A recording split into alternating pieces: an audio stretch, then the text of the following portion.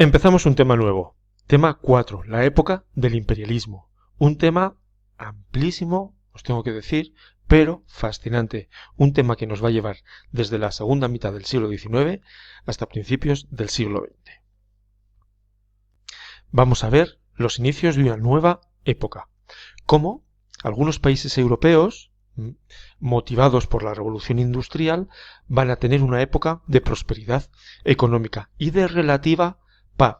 En Europa no va a haber conflictos de importancia durante todos estos años, sí que habrá rivalidades entre estos países en algunos lugares muy concretos y también en algunas de sus colonias. Algunos países como Gran Bretaña, Francia, Países Bajos, Alemania, Estados Unidos van a crear imperios coloniales en África, en Asia y en América. Al crear estos imperios surgirán una serie de rivalidades económicas, coloniales y nacionales entre ellos, entre las diferentes potencias. Lucharán o tendrán sus puntos de fricción en esas colonias, pero finalmente estas rivalidades van a llevar a una carrera armamentística por tener un ejército cada vez más poderoso que desembocarán en la Primera Guerra Mundial entre 1914 y 1918. Esto es, en resumen, lo que sería una imagen del tema. En este primer episodio lo que vamos a hablar es sobre todo de las causas. ¿Por qué aquellos países europeos que se estaban desarrollando económicamente deciden conquistar el mundo? Europa va a dominar buena parte del mundo. ¿Por qué? Gracias a su segunda revolución industrial, aquella que estaba basada, si os acordáis, en el petróleo, en la electricidad y en la búsqueda de materias primas para todo el desarrollo industrial que se estaba dando en Europa y en Estados Unidos. Europa y Estados Unidos van a tener una superioridad técnica, industrial, militar, financiera, o sea, económica, tan grande que va a necesitar de explotar nuevos territorios para conseguir un montón de cosas de las que luego vamos a hablar. Hay 4 tipos de causas diferentes. Unas causas que podríamos llamar económicas, otras demográficas, políticas e ideológicas. Las causas económicas están en relación a la búsqueda de nuevos mercados de donde obtener materias primas baratas y también una mano de obra muy barata. Ya sabéis que en algunos lugares del mundo se practicaba la esclavitud en Estados Unidos, por ejemplo, en las Antillas, en Cuba. Gracias a esta esclavitud, las empresas europeas y estadounidenses obtenían muchos rendimientos económicos. Además, también los productos elaborados que realizaban las empresas y las industrias europeas tendrían que ser vendidos en algún lugar. Cuanto más amplio es el imperio colonial, mayor es el número de personas que van a optar, que van a obtener, que van a comprar estos excedentes de producción que se han creado en las metrópolis. En las metrópolis, no lo he dicho, pero son las grandes potencias europeas que van a dominar el mundo. Entonces, junto a estas causas económicas, también podemos añadir unas causas demográficas. En Europa ha habido una revolución demográfica desde finales del siglo XVIII, con lo que hay un exceso de población. Al haber mucha población, evidentemente va a haber conflictos sociales y van a escasear los trabajos, con lo que las tensiones sociales que hay dentro del continente europeo van a mitigarse, van a eliminarse en parte gracias a que millones y millones y millones de europeos van a emigrar al resto del mundo. Emigrarán sobre todo a América, pero también a muchos otros lugares de África y de Asia. Es la gran oleada migratoria del siglo XIX y de principios del siglo XX. La tercera causa es la causa política. En Europa, las fronteras desde las guerras napoleónicas han sido muy estables. Apenas ha habido conflictos entre los diferentes países. Los conflictos, como os he dicho, han sido muy concretos, por ejemplo, la guerra de Crimea. O se han llevado a cabo fuera del territorio europeo, en las colonias. Por lo que, ya que los países no pueden extender sus territorios dentro de Europa, no pueden conseguir más tierras de las que obtener población y materias primas, lo que van a intentar es controlar otras tierras que están fuera de Europa, gracias a su superioridad técnica y militar, como he dicho anteriormente. No les será demasiado difícil, demasiado costoso tanto a las empresas privadas como a los gobiernos penetrar en diferentes territorios de África y Asia y poco a poco ir acaparando tanto recursos como materias primas, como población, como cada vez más territorios. Y por último, la cuarta gran causa son las causas ideológicas. Por un lado, tenemos que los países europeos en ese momento estaban viviendo una ideología llamada nacionalismo. Este nacionalismo pretendía o hacía que tu propio país fuese un país, entre comillas, elegido para liderar el mundo.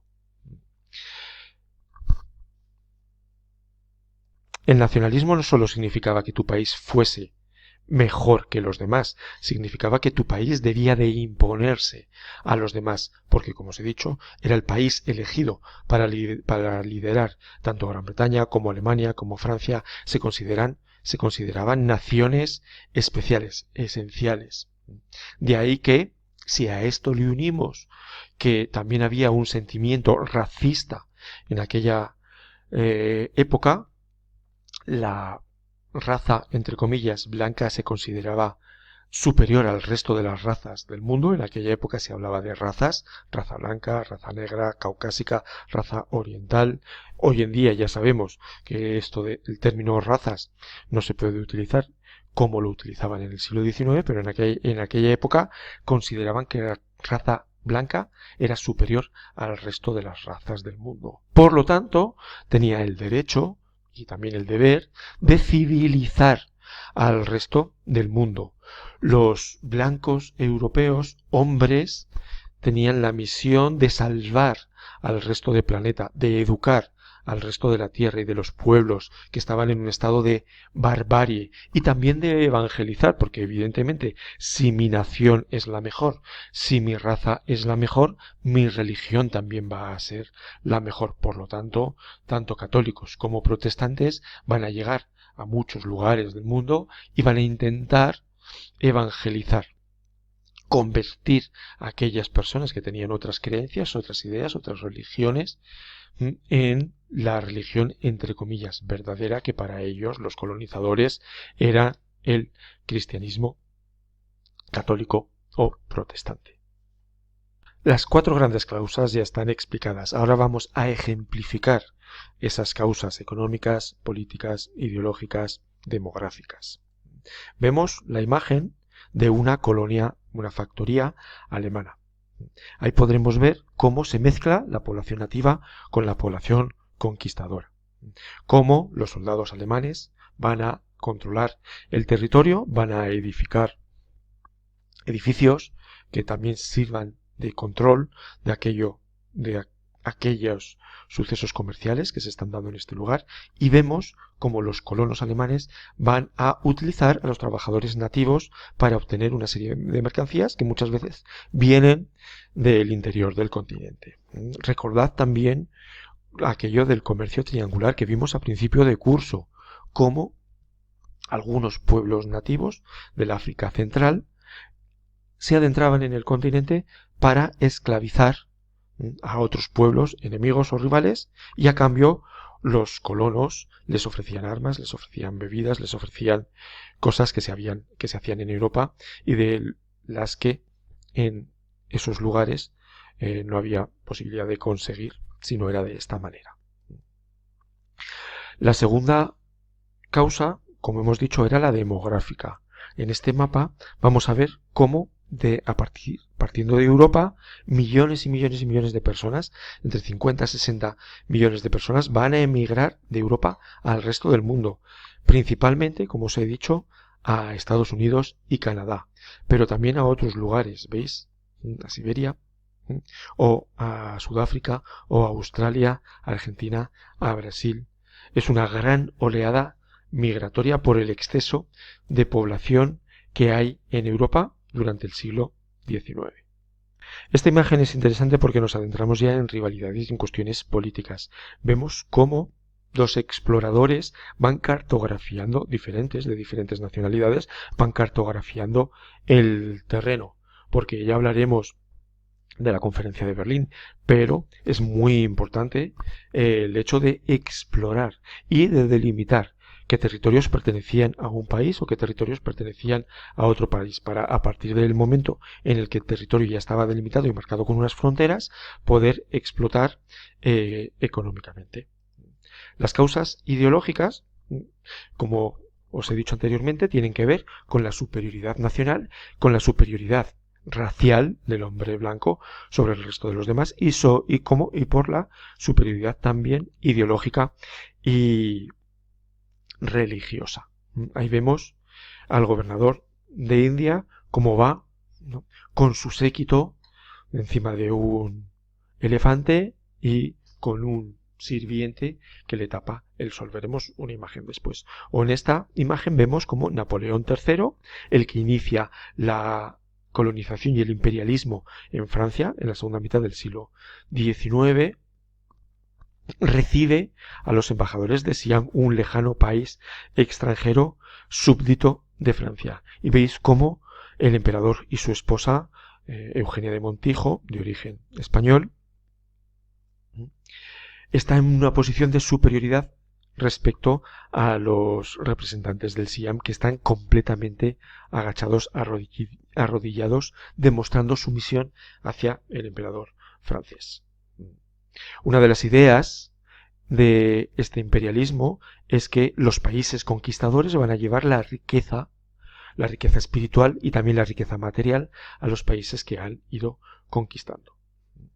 Para justificar el imperialismo, a lo que recurren los europeos es sobre todo ideas raciales. Tratan a los negros, como llamaban en aquella época, como si fuesen monos o como si fuesen bárbaros o como si fuesen salvajes que están en una situación de barbarie y de primitivismo, de atraso con respecto a los europeos, y de ahí que evidentemente los europeos tienen el deber moral, ético y religioso de llevar la civilización a los países atrasados que van conquistando. Es una ideología evidentemente racista, en donde continuamente se habla de la inferioridad intelectual de los negros, donde se compara a los negros con monos y donde se habla también de que la raza blanca va a dirigir el destino del mundo con respecto a las otras razas y a los otros lugares y países. Este imperialismo racista lo hemos visto en cómics como Tintín en el Congo, donde Tintín va a imponerse y va a educar al resto de habitantes que había en el Congo, o como Tintín y en el Templo del Sol, donde trata a los incas como si desconociesen lo que tiene que ver con la astronomía y con los eclipses, siendo que los trata como ignorantes, siendo que el imperio inca sabía muchísimo de astronomía y de matemáticas. Entonces, estamos hablando no de educación, sino de aculturación, de que los europeos llegan a un país y lo que van a hacer es barrer con las ideas, la religión, con las tradiciones de esos países para imponer las tradiciones, las ideas y la cultura que viene de Europa. Eso se llama aculturizar. Eliminar una cultura e imponer otra porque se considera una cultura superior. Ahí vemos como en la India los ingleses británicos tenían sus siervos que pues les hacían de todo.